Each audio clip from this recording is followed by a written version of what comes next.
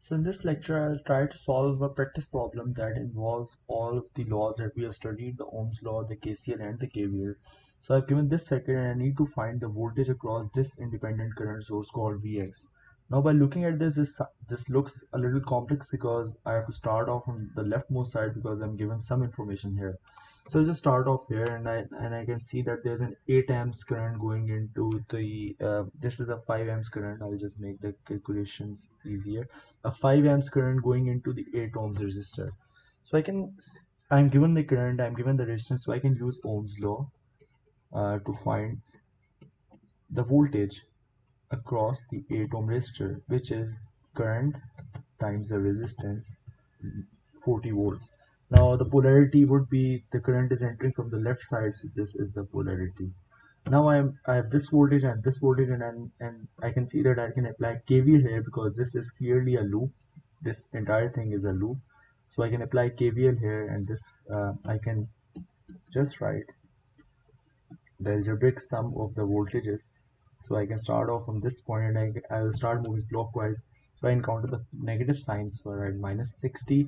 Then I encounter the positive sign, so I write plus 40.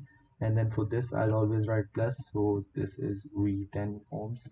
So this is equal to 0. So V10 ohms would be 20 volts. So the voltage across the 10 ohm resistor is 20 volts. Now if I am given the voltage across a resistor and a resistance, so I can apply the Ohm's law to find the current, which will be divided by R, and the voltage is 20 and the resistance is 10, so the current would be 2 amps. So the current would be moving into the positive terminal to this. Now I can apply KCL on this node because I have a current entering the node, I have a current leaving the node, and there's just one unknown current in this node, which is this one. So I can just apply KCL and I can say that there's 5 amps entering this node A, so this is plus 5. There is 2 amps leaving, so minus 2, and then there's this current. I have taken it as leaving the node, so I can write minus I 4 ohms is equal to 0. That implies I 4 ohms would be basically 3 amps. So now I'll just start off on a new page.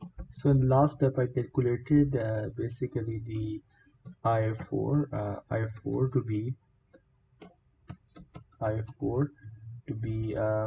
it was 3 amps. So now I know this current too, which is 3 amps. So as I know the current and the resistance, I can use Ohm's law to find the voltage across this resistor, which is 3 times 4, 12 volts. 12 volts. And the polarity would be like this: the positive side on the left because the current is entering from the left. Now I can see this second loop, and I have just one voltage unknown here, so I can apply KVL to find Vx finally. So I can just start off from this point and I'll encounter the negative sign first from minus 20, then I'll encounter the positive sign, so I'll write plus 12, and then I'll encounter the positive sign again, so I'll write plus Vx. This is equal to 0 because I reached back at that point, and Vx hence would be 8 volts. So this is the solution.